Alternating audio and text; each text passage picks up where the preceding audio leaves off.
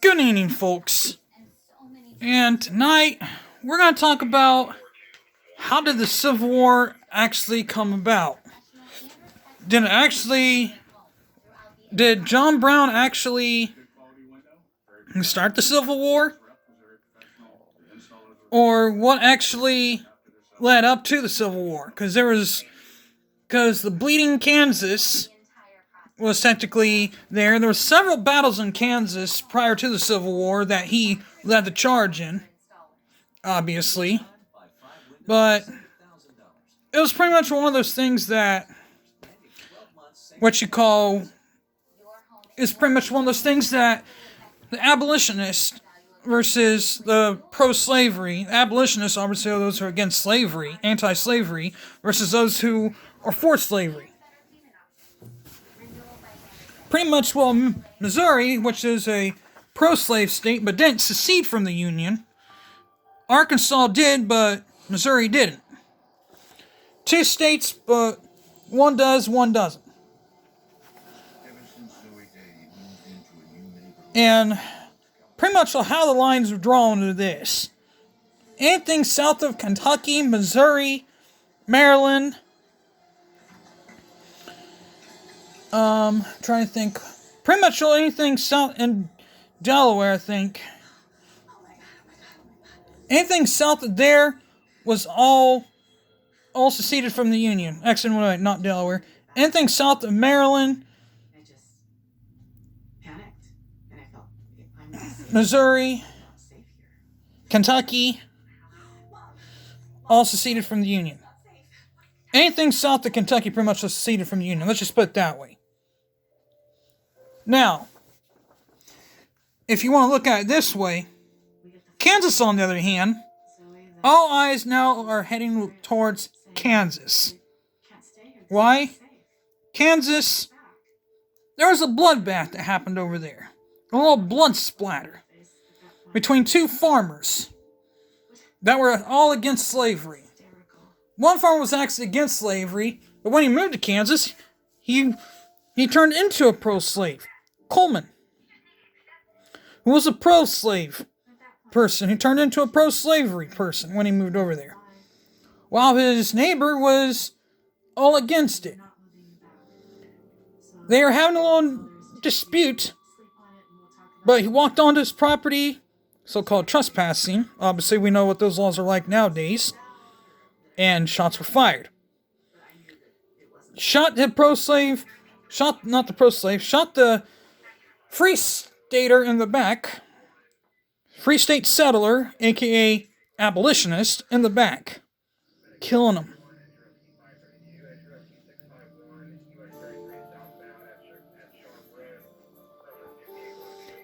So, Kansas, which is not...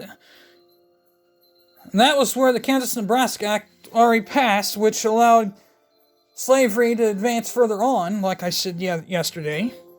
But now, what does this mean? Well, what happened to Bleeding Kansas? Bleeding Kansas went on from 1854 through 1861, but battles continued on through 1861 as it continued. Slaves were revolved free. But what happened to Kansas when it became a state? It was a free state. Anti-slavery settler victory. And Kansas was admitted into the Union in 1861, when others were starting to secede from the Union. But that was pretty much what started the whole thing, supposedly. That was the root cause of the Civil War. Rumors has it. There's so many conspiracy theories of where the Civil War started. That was one of them. Now, the John Brown's raid was another one, but if you want to really get down to the root cause, that seems to be what the root cause of the whole thing was. But now, the start of it all, let's go down through some list of battles called the Bleeding Kansas, which is pretty much what this whole entire thing was overall with. In 1855, pretty much, when John Brown led a group of guys with him, though Wakarosa War. Or Karlsa. I'm not real good with this word, so Wakarusa War began. And 2 state abolitionists were killed in that battle. In that war, so-called battle. Just 2 people were shot. 2 free people were shot and killed. That was after that. Those 2 farmers got into it. It was just 2 farmers got into it. So, after that, a formal truce was settled. No one really got into any trouble. Just a quick truce was settled. Really, nobody was declared a victor. Then, May 21st, sacking of Lawrence, Kansas occurred. The pro-slavery versus the free it was a pro-slavery victory. A group of 300 pro-slavery troops walk into the town and just literally burn it to the ground. They even took a cannon, a Sacramento cannon, and took it. 1 free state abolitionist was wounded, and 1 pro-slave settler was killed. But then, just a couple days later, the Potawatomi Creek Massacre occurred, which was obviously the Free State Abolitionist victory, when 5 pro-slave settlers were killed.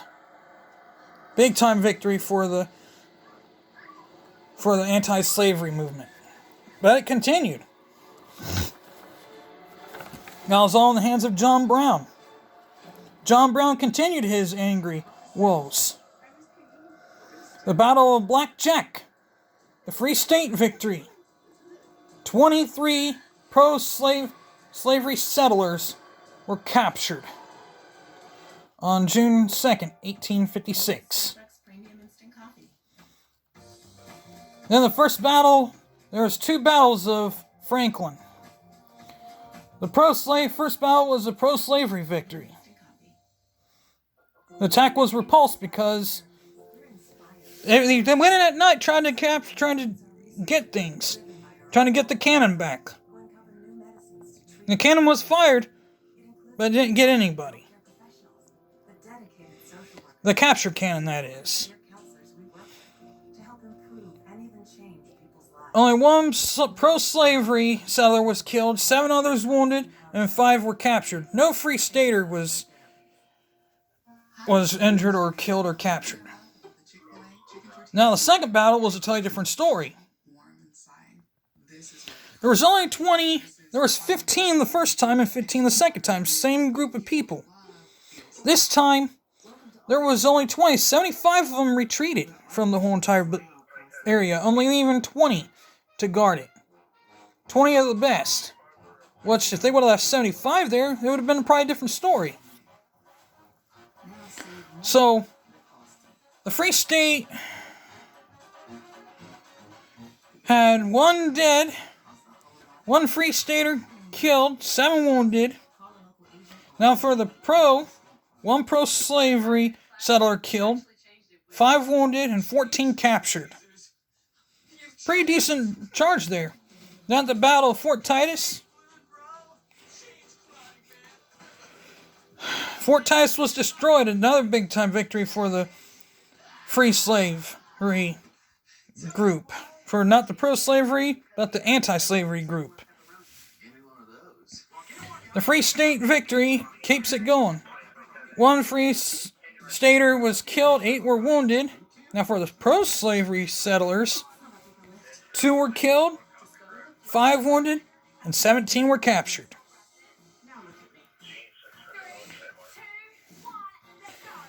Then the Battle of Osawatomie, a pro-slavery victory occurred. 5 pro-slavery settlers were wounded, 5 free staters were killed, 11 wounded, and 12 captured. John Brown was right there with them all when all that occurred. And then the Marie Des Ginsaw River massacre happened in 1858, so almost 2 years later. There was a pro-slavery victory. 5 free staters were killed, 5 wounded, and 1 escaped. And then there was only 1 pro-slavery settler who was captured, tried, and convicted in 1863, in the middle of the Civil War. Interesting how that worked. That'd be 93 casualties for the pro-slavery settlers, and only 58 for casualties for them. And that's literally how this whole thing came down. Another question is you gotta ask yourself is this.